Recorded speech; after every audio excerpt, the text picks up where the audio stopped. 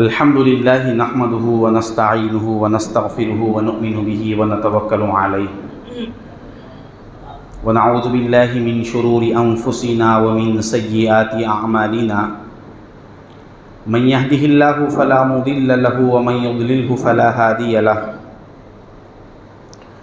ونشهد ان لا الہ الا اللہ وحدہ لا شریک له ونشهد أن سيدنا ونبينا ومولانا محمدا عبده ورسوله أرسله بالحق بشيرا ونذيرا صلى الله تعالى عليه وعلى آله وأصحابه وبارك وسلم تسليما كثيرا كثيرا أما بعد قال الله تبارك وتعالى في القرآن المجيد فأعوذ بالله من الشيطان الرجيم بسم اللہ الرحمن الرحیم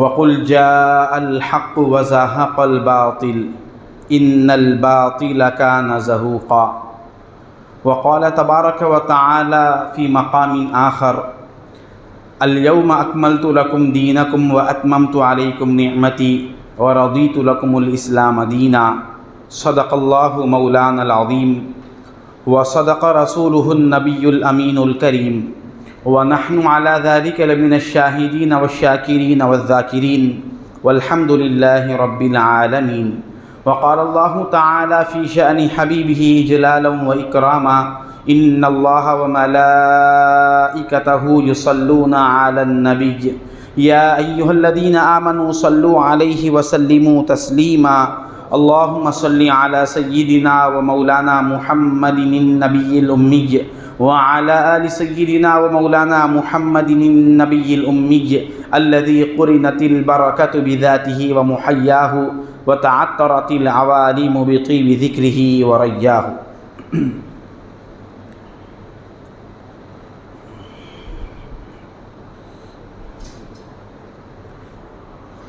السلام علیکم ورحمۃ اللہ وبرکاتہ۔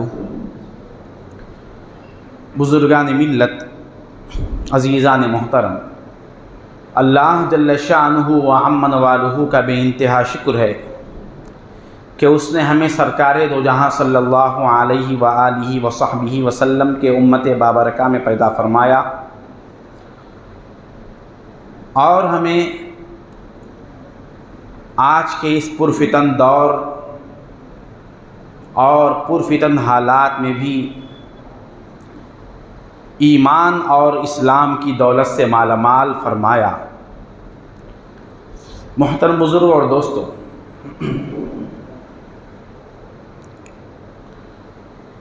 اسلام کی ساری تاریخ اس بات سے بھری پڑی ہے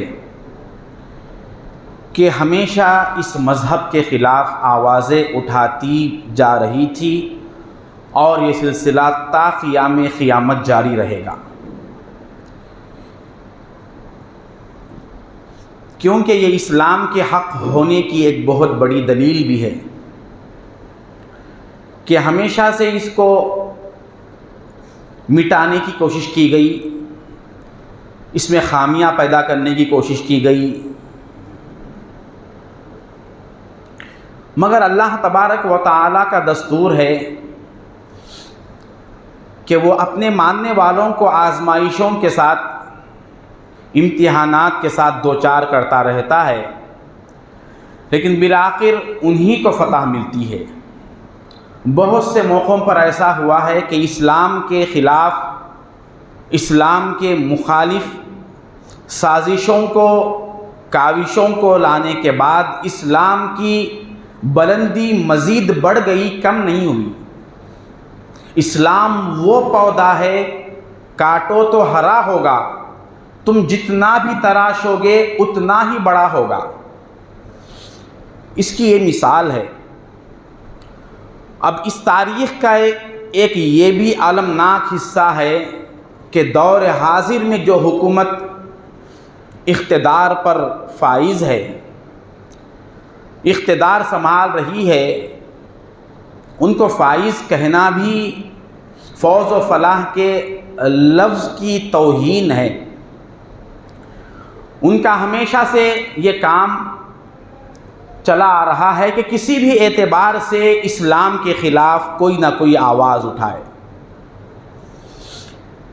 ہر چند مہینوں کے بعد ہم بارہا سنتے آ رہے ہیں کہ کوئی نہ کوئی ایشو پیش کیا جاتا ہے جس میں فوکس اسلام کو اور مسلمانوں کو رکھا جاتا ہے۔ اب اسی کی ایک کڑی ہمارے سامنے یہ آ گئی ہے کہ یونیفارم سول کوڈ کے بارے میں بہت بڑا بل پیش کیا جا رہا ہے۔ اب کوئی یہ نہ سمجھے کہ مسجد میں جمعہ کے خطاب میں یہ چیز کیوں ہے۔ پہلے تو جمعہ کے قیام کا مقصد ہی یہ ہے، اسلام میں جمعہ کیوں رکھا گیا، ہفتے میں ایک دن بیٹھ کر نصیحت سننے کا موقع کیوں لایا گیا۔ اس کی وجہ جمعہ کے خطاب کا، نصیحت کا مقصد ہی یہ ہے کہ اس پورے ہفتے میں جو حالات پیش آتے ہیں سب سے پہلے ان حالات کو قرآن و حدیث کے روشنی میں سمجھایا جائے اور سمجھا جائے۔ یہ اصل جمعہ کے قیام کا مقصد ہے۔ اب یہ چیز ایک حکومت کے حد تک نہیں رہ گئی بلکہ یہ مسلمانوں کے، ان کے مذہب کے حد تک آ چکی ہے، لہٰذا مسلمانوں کو بھی جاننا ضروری ہے کہ یہ چیز کیا ہے۔ اس میں ہم پہلے تو یہ بات کریں گے کہ یہ جو بل پیش کیا جا رہا ہے اس کا اصل میں مقصد کیا ہے، اس میں ہوتا کیا ہے، اور اس میں مسلمانوں کی کیا کیا ذمہ داریاں ہیں، یہ جاننا مسلمانوں کو بہت ضروری ہے۔ یہ ہمارا ایک مذہبی حصہ ہو گیا، اس کا مذہب سے خارج یا مذہب سے مخالف نہیں ہے۔ یہ چیز بھی سرکار دو عالم صلی اللہ علیہ وسلم نے حکومت کو اور اسلامی قانون کو حکومت کے ساتھ ایک موازنہ قائم کر کے بتایا ہے کہ مسلمان ہر چیز کو برداشت کر سکتا ہے، مگر اسلام اور شریعت کے خلاف کوئی آواز اٹھے یا اٹھتی ہو تو اس کو کبھی بھی مسلمان اور اسلام برداشت نہیں کر سکتا۔ اب ہمارا جو ہندوستان ہے، یہاں کا یہ ماحول ہے کہ یہاں پر ہر مذہب کے لوگ ہیں، ان گنت مذہب کے لوگ ہیں، اور انڈیا کے جو کانسٹیٹیوشن بنایا گیا اس میں یہ بات صاف طور پر لکھی جا چکی ہے کہ یہاں کا رہنے والا اپنے اپنے مذہب کے اصول کو قائم رکھ کر زندگی گزار سکتا ہے۔ یہ بات علانیہ طور پر ثابت کر دی جا چکی ہے کہ مسلمان ہو، سکھ ہو، عیسائی ہو، جو بھی ہو، اپنے اپنے مذہب کے طور و طریقے کو اپنا سکتا ہے۔ انڈین لا ایک الگ چیز ہے جو مذہب سے ہٹ کر جو جو قوانین ہے، رولز ہے، اس کو فالو کرتے ہوئے اپنے مذہب کے چیزوں کو، احکام کو باقی رہ سکتا ہے۔ مثال کے طور پر لائسنس کا مسئلہ ہے، RTO کا مسئلہ ہے، اس کے علاوہ ووٹنگ کا مسئلہ ہے۔ یہاں پر حکومت کے جو جو قوانین آتے ہیں اس کو مسلمان بھی قبول کرتا ہے۔ یہ نہیں کہیں گے کہ ہم لائسنس جو ہے قرآن و حدیث سے ثابت نہیں ہے اس لیے ہم اس کی پابندی نہیں کریں گے، یہ کبھی کوئی مسلمان نہیں کہے گا۔ جہاں تک مذہب سے نہ ٹکرانے والے جتنے بھی رولز ہیں اس کے خلاف کبھی بھی اسلام کوئی بات نہیں کرتا۔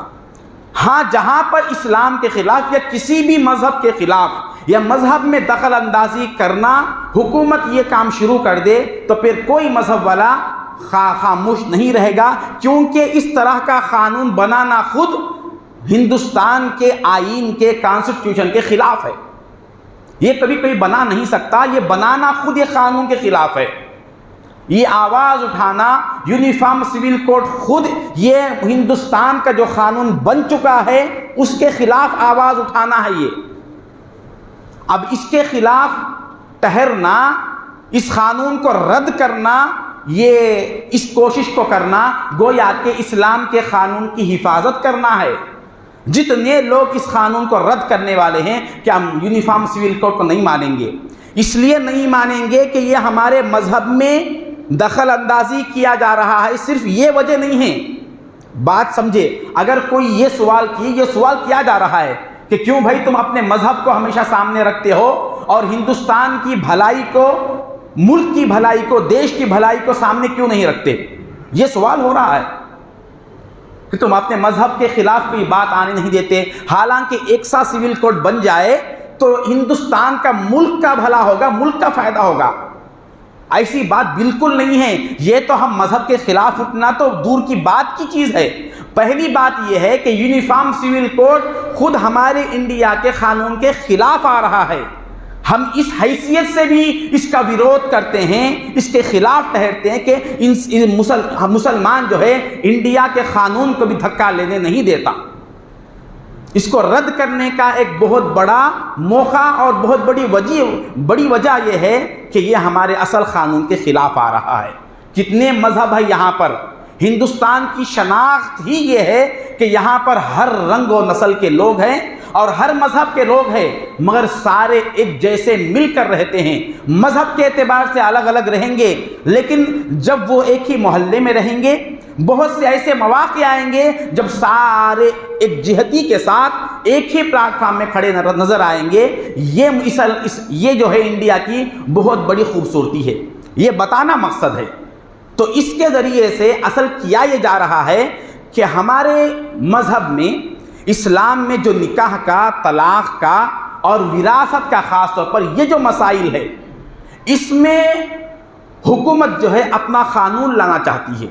اگر UCC اگر یہ بل پاس ہو جائے، یہ ایک ایکٹ کی صورت لے لے، تو پھر کیا ہوگا؟ ہم نکاح اپنے طور طریقے سے نہیں کر سکتے۔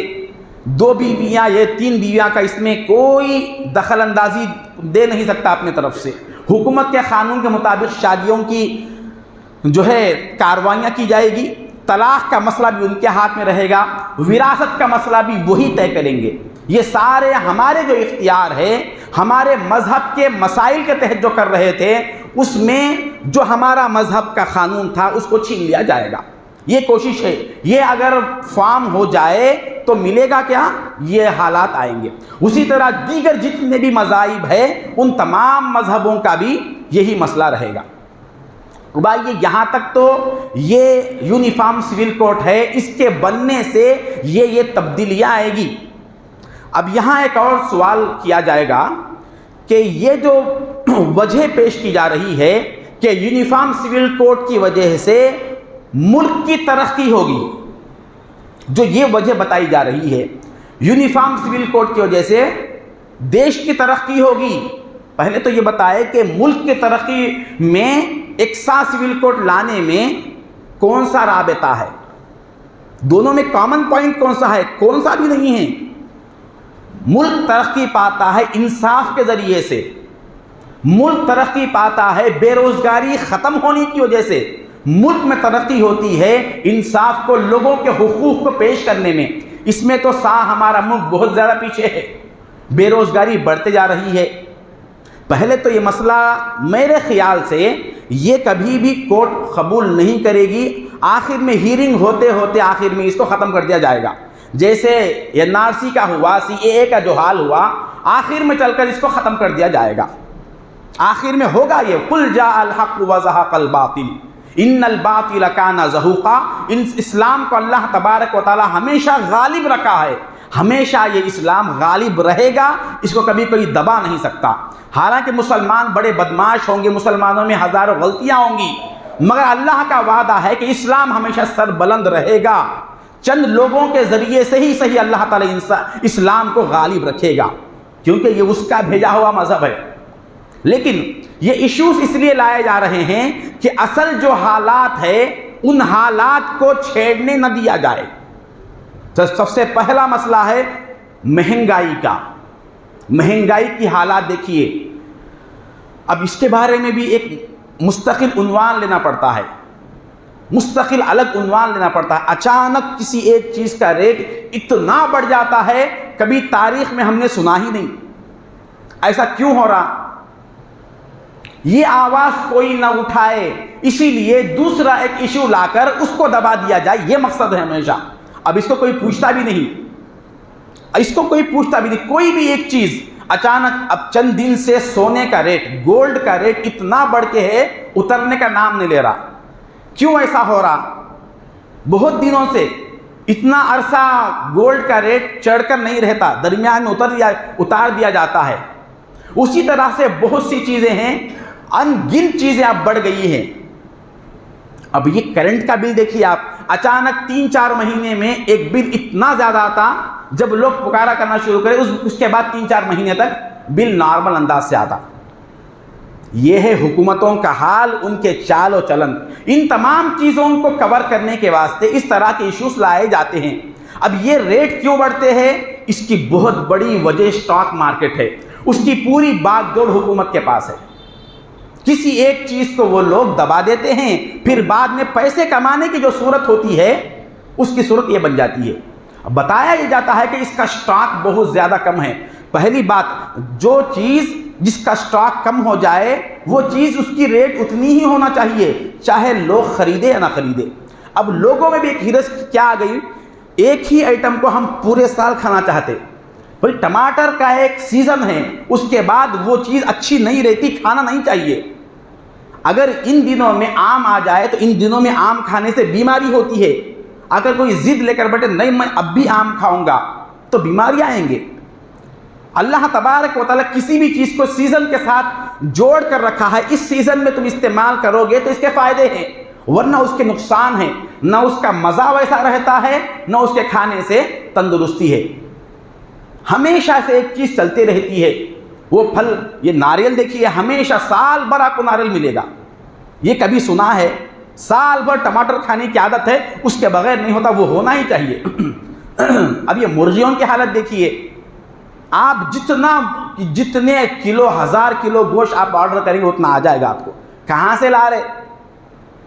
یہ سب چیزیں، یہ سٹاک مارکیٹ کیوں ان کو بنانے کا موقع ملا؟ اس لیے کہ لوگوں کے اندر ہرس اور خواہش زیادہ ہو گئی۔ ہرس اور لوگوں کے ہرس اور ان کے خواہشات کو کمزوری بنا کر حکومت نے اپنا فائدہ کر لیا اور کسی کو معلوم ہی نہیں۔ خیر یہ بہت بڑے ایشوز ہے۔ اس کے علاوہ بے روزگاری، کتنے نوجوان ہیں ایسے حالت میں جن کو روزگار نہیں ہے، کتنے سیٹ خالی ہے، کتنے پوسٹ خالی ہے، ان کو بھرتی کرنے کا نام ہی نہیں ہے۔ اس طرح کے ہزاروں مسائل ہیں اور بہت سے ایسے کیسز ہیں جس کو چھیڑنا ضروری تھا۔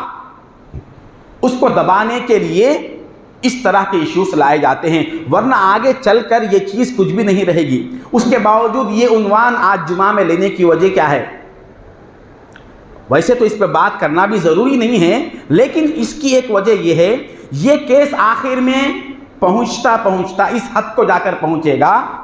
میں پہلے بھی ہر چیز آپ حضرات کو بتاتا گیا، ویسا ہوتا گیا، ابھی بھی کہہ رہا ہوں، پھر کسی جمعے میں میں بتاؤں گا آپ کو کہ یہ کیس آخر میں جا کر کیا بنے گا۔ آخر میں جا کر شرط کے ساتھ لگا دیا جائے گا۔ سب سے پہلے غیر مسلموں کو یا حکومت کو اسلام کے خلاف اس طرح کی آوازیں اٹھانے کا موقع کیوں مل رہا ہے؟ پہلے اس طرح سے کھلے عام نہیں کرتے تھے۔ اس سے پہلے NRC کا ہوا، پھر اس سے پہلے ٹرپل طلاق کا ہوا۔ اس طرح کے مسائل کو ایشو بنانے کا موقع کہاں سے مل رہا ہے؟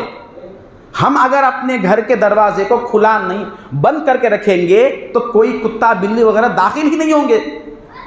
ہم نے گھر کا دروازہ کھلا رکھا، کتا اندر داخل ہوا۔ اب سارے گھر والے جھگڑنے لگے کہ بھئی دروازہ کتا کیسے داخل ہوا؟ بھئی دروازہ بند کرو۔ کوئی ایک دروازہ کھولا، گھر کا کوئی فرد ہے وہی دروازہ کھولا، گھر کے کسی فرد کی غلطی کی وجہ سے کتا اندر داخل ہو گیا اور ہمارے سارے برتن نجس ناپاک ہو گئے۔ اب یہاں پر بحث یہ نہیں کرنا ہے پہلے دروازہ بند کیسا کرنا ہے وہ دیکھنا، اگر وہ دروازہ کھلا رہا تو پھر ایک اور کتا اندر داخل ہوتا۔ تو اس مثال کا مقصد یہ ہے کہ مسلمانوں نے ہی موقع دیا ہے، ہماری یہ کمزوری کو سامنے رکھ کر وہ اس طرح کے ایشوز اٹھاتے ہیں۔ اب یہ بھی کیس آخر میں جا کر کیا ہوگا کہ یونیفارم سول کوڈ نہیں لایا جائے گا، لیکن اگر کسی مذہب والا آ کر کورٹ سے اپنے مسائل کو رجوع کرنا چاہے تو پھر اس وقت ہم ان کے مذہب کے تحت انصاف نہیں کریں گے، بلکہ ایک الگ سول کوڈ بنائیں گے۔ اس حد تک آخر میں یہ بنے گا۔ اور یہ کیوں؟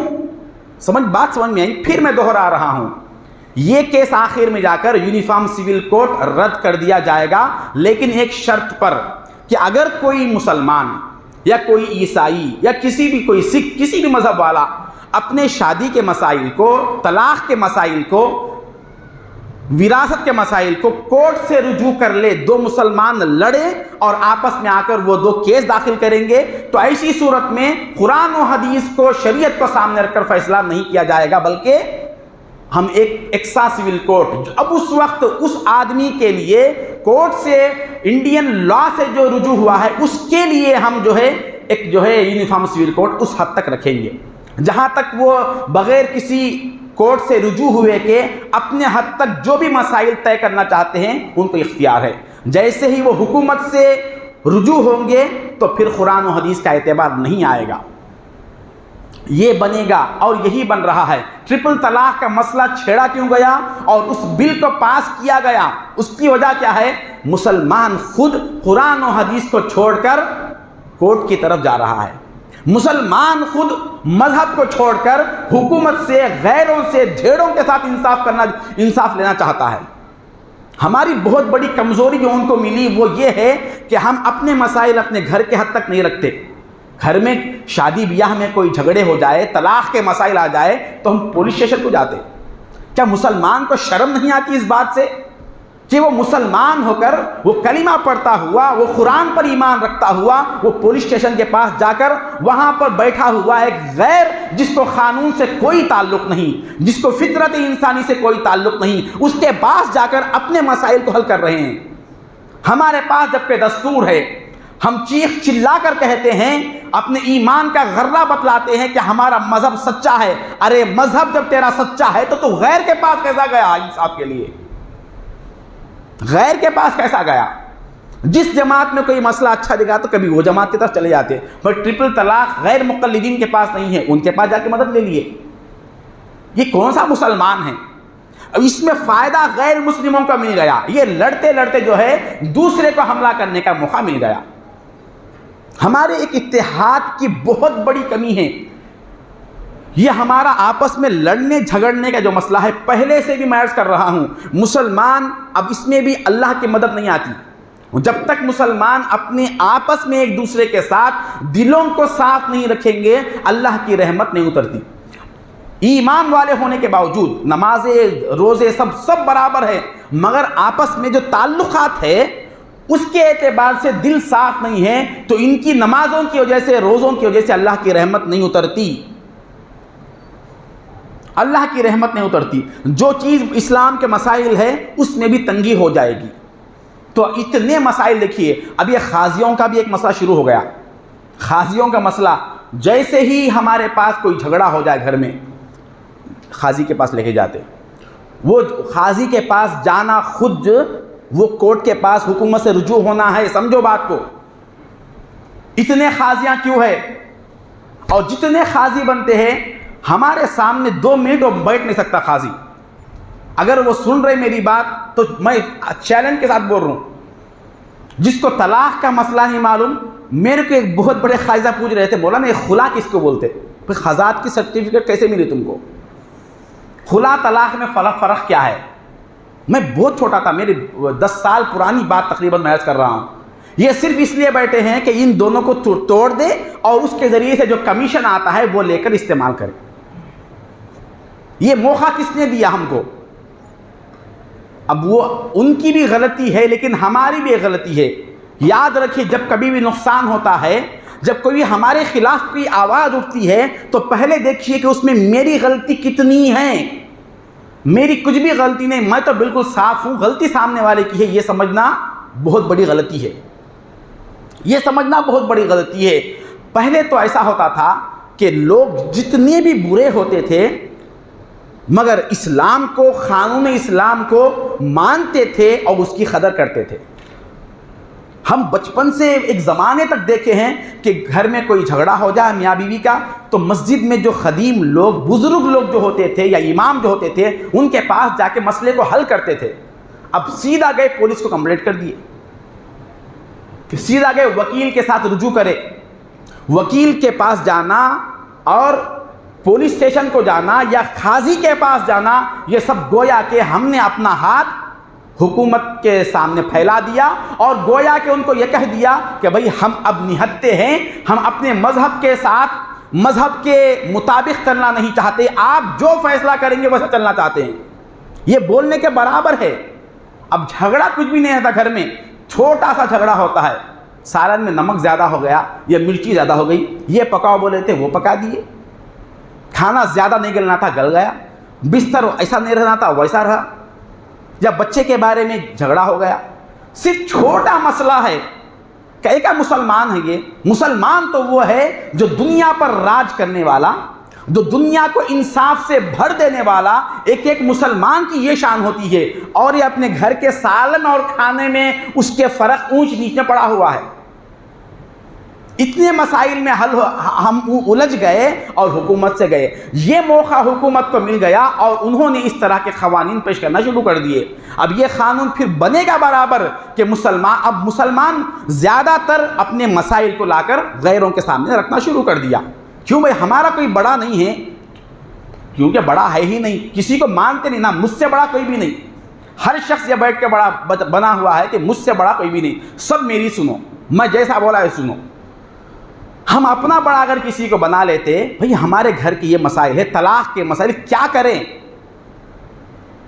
گئے کتنے واقعات میرے سامنے، ہر ایک دو دن کو ایک مسئلہ آتا، بھئی ایسا ہوا ایسا مسئلہ۔ بھئی تھوڑی دیر کے لیے جب بھی کوئی پہلا ایک مشورہ آپ میرا یاد رکھیے، ایک بھائی سمجھ کر مشورہ سنیے۔ جیسے ہی کوئی گڑبڑ وراثت کا ہو یا طلاق کا ہو یا نکاح کا ہو، گڑبڑ ہو جائے، غصے کی حالت میں فیصلہ مت کریے۔ غصے کی حالت ہے، تھوڑی دیر کے لیے اس کو روک دیجئے، انشاءاللہ بھئی بعد میں کل اس کے بارے میں بات کریں گے۔ اور وہ مسئلہ اپنے کسی مخالف آدمی سے بیان مت کریے۔ جو شخص دیانت دار ہے، دیندار ہے، ایمانداری کے ساتھ فیصلہ کرنے کا یقین ہے، یہ آخرت کو سامنے رکھ کر بات کرے گا، ایسے شخص کے پاس مشورہ لیجئے کہ میرے گھر میں یہ ایشو ہے، میں اس کو کیسے حل کروں، میں کیسے حل کروں۔ پرسوں اخبار میں آیا 80 سال کا بوڑھا 75 سال کی اپنی بیوی کو طلاق دیا۔ اب تک کے اتنے سال جو مل کے تھے، کیا گزارے زندگی، وجہ کیا ہوئی اس کی وجہ صرف غصہ اور میری چلنا، میں جو بولا وہ ہونا، یہ نکال دیں تو ہم کتنے بڑے مالدار ہو، ہمارے تحت کتنے بڑے بڑے پراپرٹیز ہو، ہماری حیثیت ایک معمولی انسان کسی ہی ہے۔ اس کے بعد انسان اخلاق سے، علم سے مانا جاتا ہے، اس سے پہچانا جاتا ہے، اپنے اقتدار کی وجہ سے نہیں۔ دل میں آکڑ یہ ہے کہ ہمارے پاس یہ دولت ہے، میرے پاس تو یہ، میں جو چاہے کرتا ہوں۔ اب اس طرح کے جو مسائل چل رہے ہیں، اس کے باوجود بہت سے مسلمان اس سکون میں ہے کہ کیسے بھی قانون آ جائے مجھے کیا ہوتا، میرے لیے تو یہ چیزاں ہیں، دین کچھ بھی ہو جائے اس کو پرواہ نہیں ہے۔ اس طرح کے یونیفارم سول کوڈ کا مسئلہ چھیڑا جب سے گیا ہے، اس وقت سے کتنے مسلمان کو اپنے دل میں تکلیف ہے، بھئی کیا تو ہو جانے دو، ہمیں کیا کرنا ہے۔ یہ جو سمجھ رہا ہے اس کو گویا کہ اسلام سے، یہ دین کس کا ہے دوست؟ یہ دین سرکار دو عالم صلی اللہ علیہ وسلم کا دین ہے۔ حضور کے دین کے سامنے ہم اپنی انا کو فنا نہیں کر سکتے اور اپنے تکبر کو ختم نہیں کر سکتے، اپنے غصے کو دبا نہیں سکتے، تو ہم کون سے مسلمان ہیں؟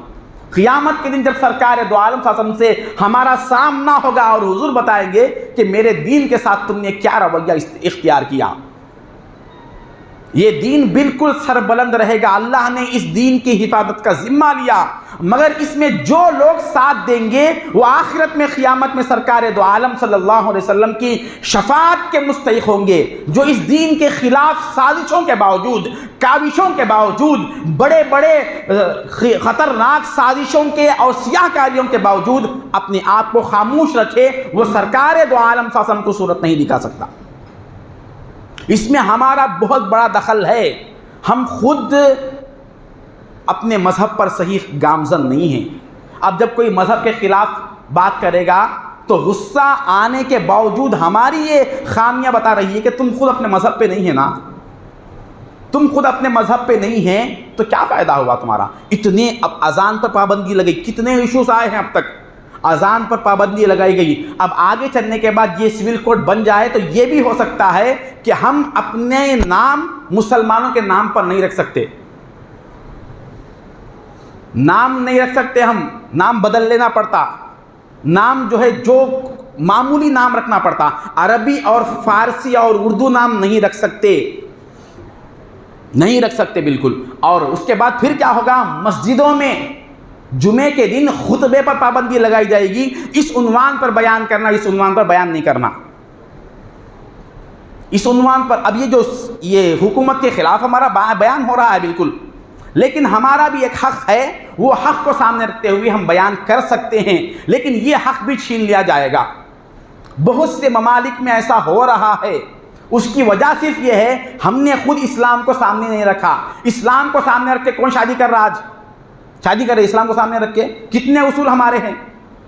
اب جتنے مسلمان جو پروپیگنڈا کر رہے ہیں, جو پکارا کر رہے ہیں, ان کا پکارا کرنا بالکل درست ہے, لیکن ذرا حکومت کے خلاف بولتے ہوئے اپنے لوگوں کے خلاف بھی بولنا ضروری لازم ہے. جب شادی کر رہے ہیں تو کٹنم لینا یہ کون سا اسلام کا اصول ہے؟ ہم نے اس اصول کا توڑا نہیں توڑا. جہیز کا زیادہ سے زیادہ مطالبہ کرنا یہ اسلام کا اصول ہے. کھانے پینے میں اتنا زیادہ اسراف کرنا یہ اسلام کا اصول ہے. یہ تمام چیزیں ہم نے اسلام کے خلاف کر دیے, یہی چیز اس کو ملی. گویا کہ اللہ تبارک و تعالی ان کافروں کے منہ سے اسلام کے خلاف آواز اٹھا کر مسلمانوں کی آنکھیں کھولنا چاہتا ہے کہ اے وہ مسلمانوں, تم نے اسلام کے ساتھ بے حرمتی کی, اسلام کے احکام کو پامال کیا, اصولوں کو چھوڑ دیا, تو دیکھو اس کے نتیجے پر آج غیر مسلم وہ خود اسلام کے خلاف بول رہے ہیں. ہم اگر پورے مسلمان, ہر مسلمان ایک ہی انداز سے شادی کرتا, ہر مسلمان ایک ہی انداز سے وراثت میں مسائل حل کر لیتا, تو ان کو کبھی بھی جرت نہیں ہوتی تھی کہ بھئی یہ لوگ اپنے مذہب میں بڑے پختہ ہیں. ان کو خود معلوم ہو چکا ہے کہ یہ خود اپنے مذہب پر نہیں ہے, لہذا ان کو چھیڑنا شروع کر دو, لہذا ان کو اب خود برباد کرنا شروع کرو. اب ایک طرف یہ کہا جا رہا ہے کہ ہم عورتوں کی مدد کرنا چاہتے ہیں, عورتوں کو ان کے حقوق دلانا چاہتے ہیں. اس سے بہت سی عورتیں نرم ہو گئی, کہنے لگے کہ ہمارا حق دلانا چاہتے ہیں, لہٰذا ہمیں آگے بڑھنا چاہیے. تو بہت سی عورتیں یونیفارم سول کوڈ کو ماننے کے لیے تیار ہو گئی. کیونکہ اس میں ان کا ایک فائدہ یہ ہے کہ 3 طلاق کا مسئلے سے وہ بچ جائیں گی اور 2 شادیوں کی اجازت نہیں ملے گی, لہٰذا میں اکیلی رہ کر راج کروں گی. اسلام تباہ ہو جائے تو کوئی مسئلہ نہیں, لہٰذا ہمارا حق ہمیں مل جائے. یاد رکھیں, اسلام جو حق دیتا ہے اس سے بہترین حق کوئی نہیں دے سکتا. اسلام نے عورتوں کو کیا حق دیا معلوم ہے؟ وہ عورت جس کو سماج کا ایک حیوان لوگ تصور کرتے تھے, عورت اور حیوان ایک ہے, یہ تصور تھا اسلام کے آنے کے وقت. عورتوں کو وراثت نہیں دی جا سکتی تھی, بہنوں کی کوئی عزت نہیں تھی. ایسے ماحول میں کس مذہب نے کہا تھا کہ ماں کے قدموں کے نیچے جنت ہے؟ یہ کس مذہب نے بتایا؟ عورتوں کو وراثت کا حق دیا کس مذہب نے بتایا؟ آقائے دو جہاں صلی اللہ علیہ وسلم مال غنیمت تقسیم فرما رہے تھے. سرکار دو عالم صلی اللہ علیہ وسلم کو جو خاتون دودھ پلائی تھی, حلیمہ سعدیہ رضی اللہ تعالی عنہ, ابھی اسلام قبول نہیں کی, حضور مال غنیمت تقسیم کر رہے تھے, وہ حضور کی رضائی ماں آ گئی تو سرکار دو عالم مال غنیمت کے تقسیم کے کام کو چھوڑ دیے اور اپنی جو کالی کملی, مبارک کملی ہے, اپنی جو چادر ہے, اس کو اٹھا کر ان کے سامنے بچھا دیا اور کہا کہ میری ماں تم اس پر بیٹھ جاؤ. حضور کی جو چادر مبارک ہے, جس کی قسم اس چادر کی صفت کو اٹھا کر اللہ تعالیٰ قرآن میں اپنے کلام کا سخن بناتا ہے, اپنے کلام کا حصہ بناتا ہے, ایسے چادر کو سرکار دو عالم صلی اللہ علیہ وسلم نے ایک عورت کے لیے پیش کر دیا. کیا اس سے بڑا کوئی حق دینے والا ہے عورتوں کو؟ یہ کیوں سمجھ رہی ہیں عورتیں کہ ہمارا حق یونیفارم سول کوڈ میں زیادہ رہے گا؟ اب آئیے اس سے ہٹ کر آگے وراثت کے مسائل. سب سے زیادہ ہمارے جو مسائل ہے جائیداد کے, وراثت کے مسائل, اس میں تو اتنے کیسز ہے پوچھئے مت. جو میں جامعہ نظامیہ کا فارغ ہوں, آخری سال جو افتاء کے دارالفتاء میں بیٹھنے کا موقع تھا, جو کامل الفقہ طلبہ کرتے ہیں, جو مفتی پڑھنا چاہتے ہیں, ان کے لیے دارالافتاء میں بیٹھنے کا موقع دیا جاتا تھا۔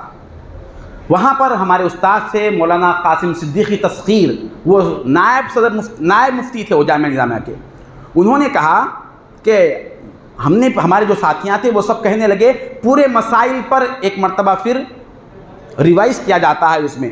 انہوں نے کہا یہ پورے مسائل پر ریوائز کرنے کی ضرورت نہیں ہے، صرف نکاح، طلاق، تجارت اور جائیداد، یہ 4 چیزوں کو پڑھ لیے تو بس ہے۔ تو ہم نے پوچھا کہ پھر نماز، روزہ، زکوٰۃ کیا کریں گے؟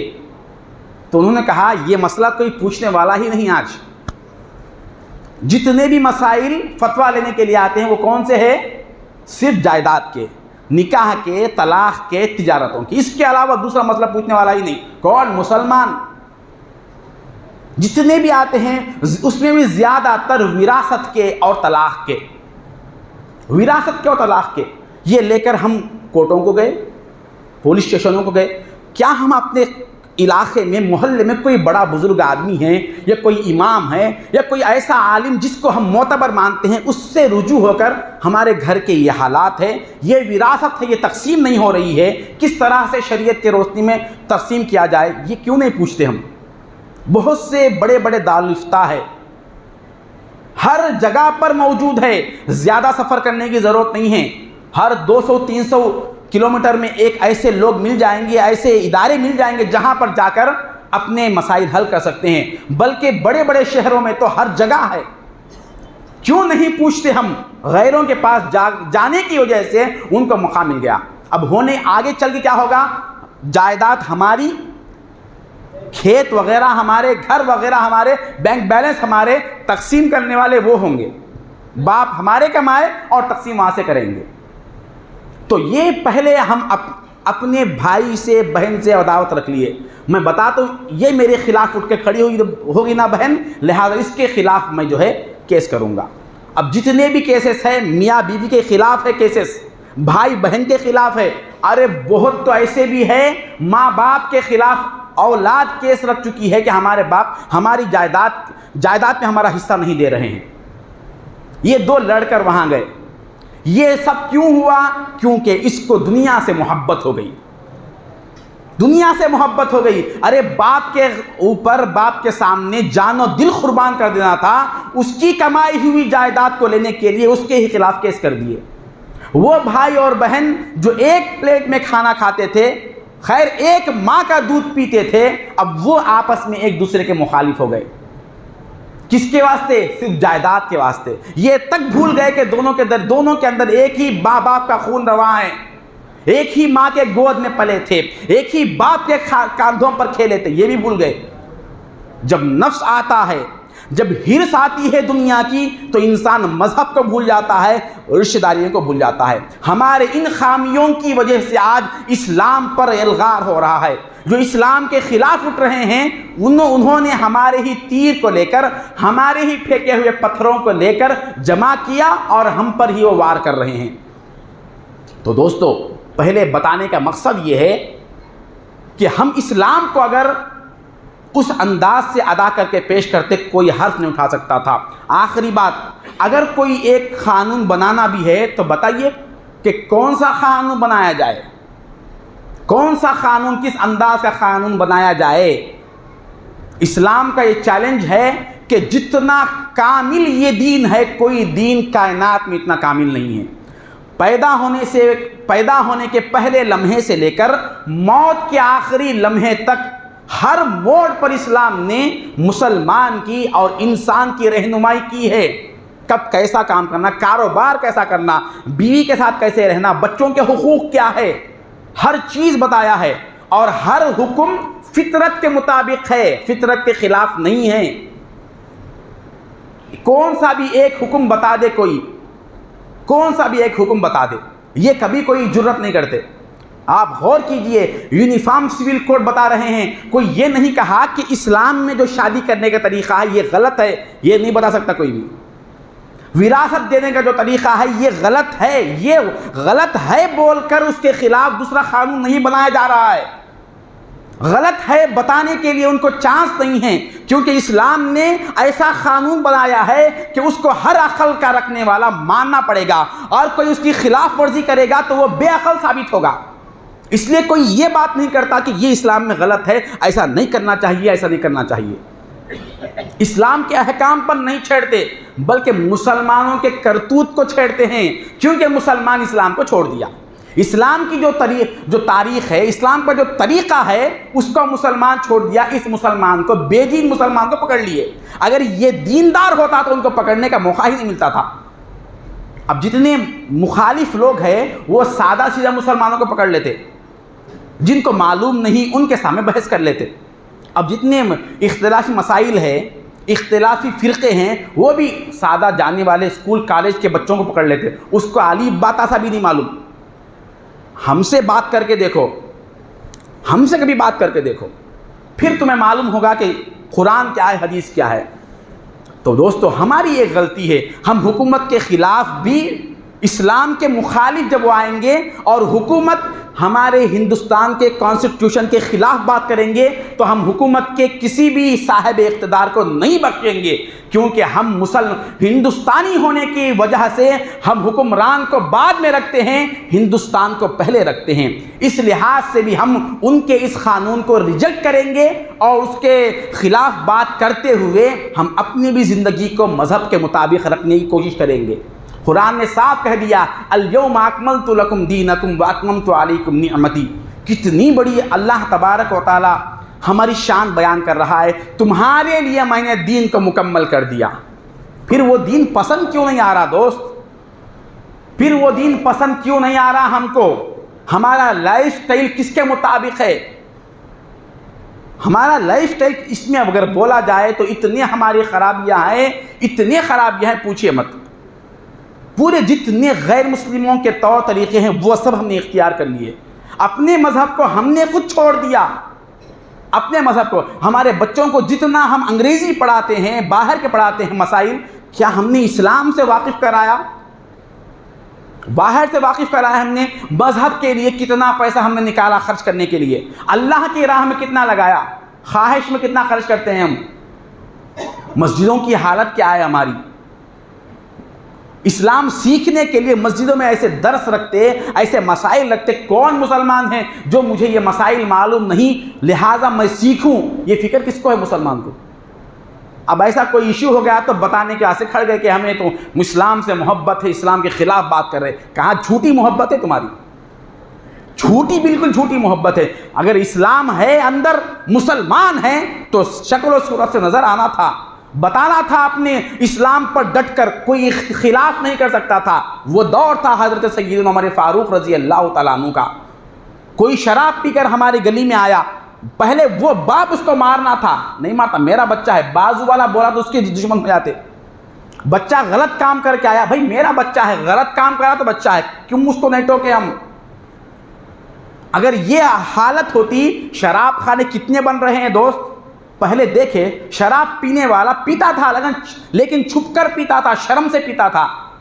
آج کھلے عام لگے ہوئے ہیں، اتنے بڑے بڑے لائٹوں میں بار کے نام لگے ہوئے، پوچھو مت، کوئی کچھ نہیں کر سکتا، گویا کہ یہ ایک بہت بڑا نیک کام ہے۔ یہ کیوں ہوا؟ یہ کیوں ہوا؟ برا اپنا آدمی کرا تو بھی اچھا ہم غیر کرا تو بھی وہ برا۔ ہمارا یہ دستور جب سے ہو گیا، وہ دور تھا حضرت سیدنا عمر فاروق رضی اللہ تعالیٰ عنہ، بھئی ویسا نہیں کر سکتے تو پھر ویسا نہیں کر سکتے تو ویسی آخرت کی بھی تمنا چھوڑ دے، ویسی جنت کی بھی تمنا چھوڑ دے۔ بڑے یہودی مسلمان تو دور کی بات، غیر مذہب والے بھی ڈرتے تھے شراب پینے کے لیے، کوئی غلط کام کرنے کے لیے ڈرتے تھے کہ ہم یہ کام نہیں کر سکتے، کیونکہ وہاں پر اچھائی زیادہ تھی، برائی کم تھی۔ تو دوستو، اپنے اپنے گھروں کا جائزہ لے، تھوڑی دیر بیٹھ کر اپنے گھر کا جائزہ لے، اپنے اوقات کا جائزہ لے کہ میرا وقت دین کے لیے کتنا لگتا ہے، اور اپنی دنیا کے لیے جو ہم لگاتے ہیں وہ تحت مذہب، تحت اسلام، تحت دین کتنا رکھے ہوئے ہیں ہم۔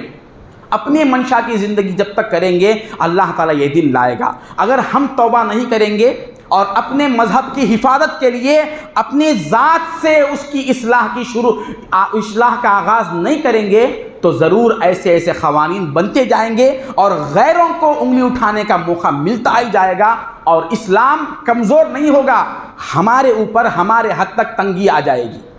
ہمارے حد تک بے برکتی آ جائے گی۔ تو دوستو اپنے ایمان کی پہلے حفاظت کرے اور اپنے حالات کو مذہب کے تحت رکھے۔